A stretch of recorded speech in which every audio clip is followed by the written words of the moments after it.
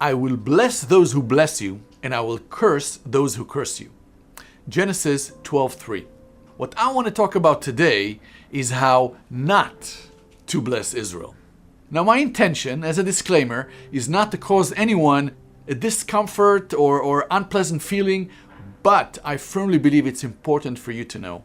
I travel to many parts of the world, and in many places, I like to know what the believers in this place think about Israel.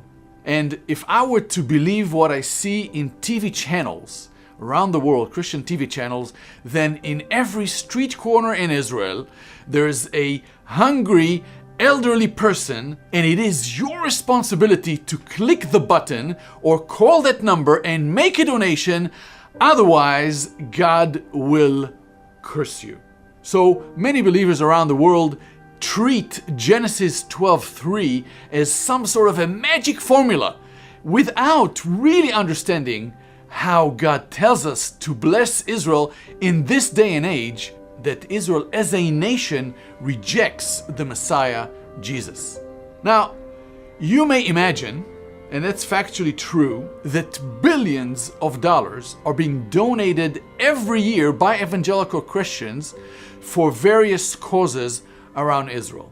Now, most of the donors are believers in the Messiah, Jesus, that love Israel and have fantastic intentions, but they do not truly know what their donation money is used for and what causes it funds. And so we have done some research for you.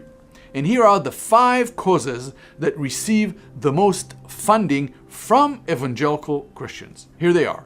Number 1, advancement of settlements in the West Bank.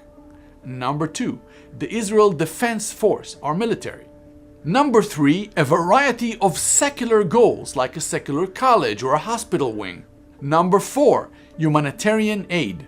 Now I gotta tell you something about humanitarian aid. In Israel, according to Israeli law, it's illegal to share the gospel if you're giving something to someone. Number 5 is Jewish religious causes like synagogues or yeshiva schools where they teach that Yeshua is not the Messiah. As Israelis, we pay 45% income tax and in addition 17% VAT just to fund the causes that evangelical Christians donate towards.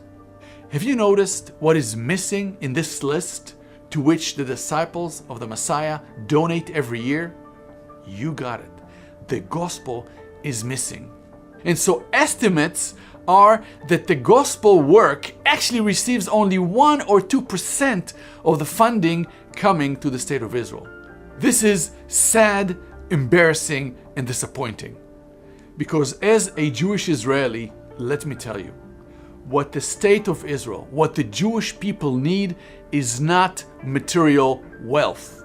What Israel and Jewish people need is spiritual wealth, which can only be found in the Messiah, Jesus. If you are sending our poor to hell with a full stomach, what good have you done?